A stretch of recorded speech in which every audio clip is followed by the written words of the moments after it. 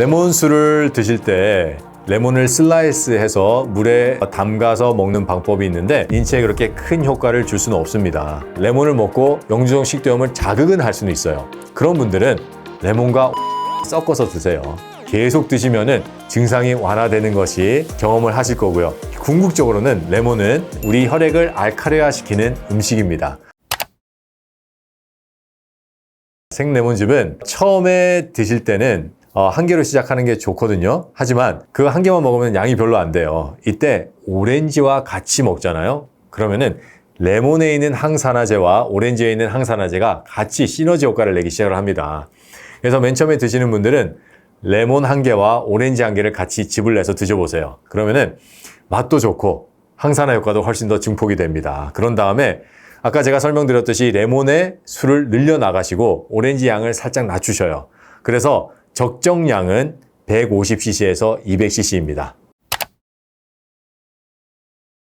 레몬수를 드실 때 레몬을 슬라이스해서 물에 담가서 먹는 방법이 있는데 이 방법은 인체에 그렇게 큰 효과를 줄 수는 없습니다. 물론 안 먹는 것보단 나아요. 하지만 우리가 레몬수를 먹는 방법은 질병을 예방하고 질병을 해결하기 위해서 먹는 거잖아요. 그러면은 제대로 레몬에 있는 영양을 섭취할 수 있는 방법으로 드셔야 되는데 그게 바로 레몬을 충분히 생즙을 내서요. 그 레몬 안에 있는 영양소를 우리가 축출해 내야 됩니다.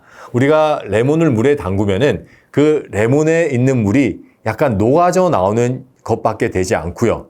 그리고 상당한 물에 우리가 레몬을 띄우기 때문에 많이 희석이 돼서 정작 많은 영양을 섭취할 수가 없습니다. 그렇기 때문에 레몬에 있는 영양을 가장 좋은 방법으로 축출해 내시고요. 그거를 물과 섞어서 드셔야 됩니다. 이게 제대로 레몬수를 만드는 방법인데요. 그렇다면은 아까 제가 설명드렸듯이 하나를 제대로 즙을 내서 그 안에 있는 영양, 유기산, 항산화 비타민, 그리고 항산화 미네랄, 효소들을 다 축출하신 데에 물을 더하시는 것이 가장 좋은 방법입니다. 레몬은 산이 강한 음식이다라고 알려져 있습니다. 레몬의 산도는 pH가 2.5 정도 되고요. 우리 위의 산도는 pH가 2 정도 됩니다. 위의 산도가 더 낮아요. 그렇기 때문에 레몬의 산도가 위에 피해를 입힐 수는 없습니다. 레몬을 먹고 속이 쓰리신 분은 원래 위염이 있거나 위궤양이 있으신 분들이에요. 그런 분들은 처음부터 레몬을 드시는 것을 권장하진 않습니다. 하지만 아까 제가 말씀드렸듯이 물과 희석해서 드시면은 훨씬 더 원활하게 드실 수 있을 것이고요. 하지만 우리가 인체에 대해서 배워보고 생화학에 대해서 배워보면은 레몬이 위로 가서 소장을 통과한 다음에 간으로 갔을 때는 이게 산에서 알칼리로 변하게 됩니다. 레몬에 있는 시트레이트 산을 간에서 분해해서 알칼리를 만들어내는데요. 그래서 궁극적으로는 레몬은 우리 혈액을 알칼리화시키는 음식입니다. 그래서 레몬을 먹으면 이렇게 좋은 효과를 볼 수가 있는 거고요. 레몬에 있는 산이 치아를 부식시킨다라는 오해도 하시는데 현대인의 90%가 넘게 치석을 가지고 있습니다. 이 치석은 치아와 잇몸 사이에 많이 껴있는데 치석 밑에 보면은 수많은 박테리아들이 우리 치아를 부식시키고 있어요.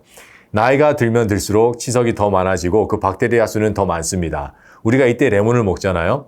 레몬은 에나멜을 녹이는 것이 아니라 치석을 녹입니다. 치석은 우리 몸에 필요하지 않는 찌꺼기이기 때문에 레몬이 녹여요. 그러면은 그 박테리아가 치아를 부식시켜서 드러나 있던 신경이 살짝 노출이 될 수가 있어요. 그때 레몬을 먹으면은 이가 시리다라는 느낌을 가지시는 겁니다. 레몬은 치아를 부식시키지 않습니다. 당연히 우리가 치아를 갖다 놓고요. 레몬을 계속 거기에 들어 부으면은 어느 정도 에나멜은 부식될 수가 있어요. 하지만 우리의 인체의, 우리 구강의 조건은 다릅니다. 우리가 레몬을 먹기 시작하기 전부터 우리 입에서 뭐가 돌아요? 침이 돌잖아요. 그 침에는 알칼리 인자들이 아주 많습니다. 그리고 우리가 레몬을 먹을 때 우리 몸에서는 인이라는 것을 방출하는데 바로 알칼리화를 시켜버려요. 그래서 여러 연구를 보면은 레몬을 먹고 우리 치아가 다시 알칼리화 되는 시간까지는 수초밖에 안 걸린다는 논문들이 많습니다. 그렇기 때문에 레몬이 치아를 부식시키는 것이 아니라 레몬은 치석을 해결했고 그 치석과 박테리아 때문에 생긴 신경을 자극함으로 인해서 일어나는 현상입니다. 역류성 식도염과 레몬의 관계인데요. 우리가 병원에서 환자들한테 흔히 하는 얘기가 역류성 식도염이 있을 때 신 걸 먹으면 안 됩니다 라고 얘기를 해드려요. 왜냐하면 신 걸 먹으면 약간 이게 자극이 되기 때문에 그렇습니다.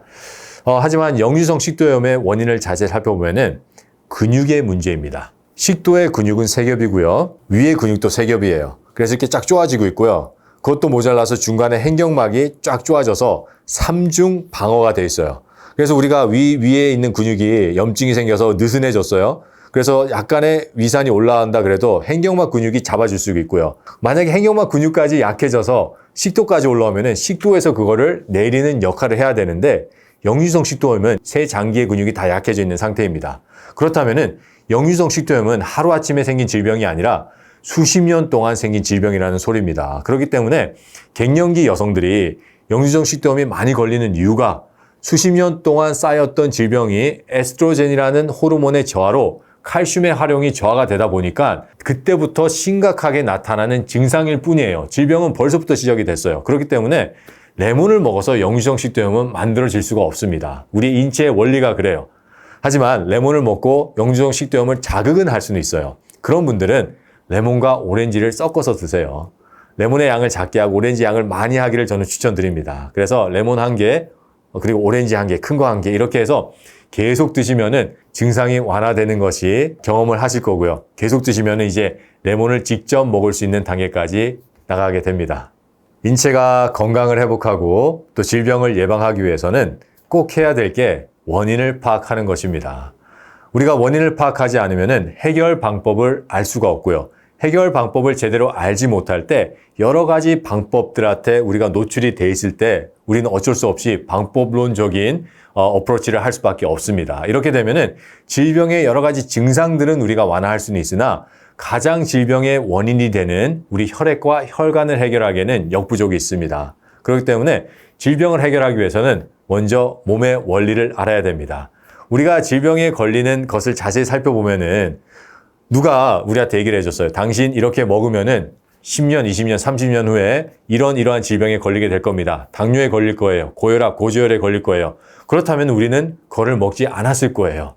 하지만 그러한 기준이 없었기 때문에 우리는 어쩔 수 없이 우리를 해칠 수밖에 없는 식생활 습관과 생활 습관을 했습니다. 그렇다면은 우리가 몰랐기 때문에 질병에 걸린 겁니다. 무지했기 때문에 질병에 걸린 거예요. 그렇다면은 질병의 회복의 시작은 제대로 알므로부터 시작입니다. 그 제대로 알면 우리 몸의 원리에 대해서 알으셔야 됩니다. 우리가 어떤 방법이 이래서 좋다가 아니라 내 몸의 원리는 이렇기 때문에 이러한 방법을 취해야 된다라고 생각을 하셔야지 질병의 해결이 드디어 이루어지기 시작을 하고요. 근본적인 원인이 해결이 되기 때문에 우리가 건강을 회복을 할 수가 있는 겁니다.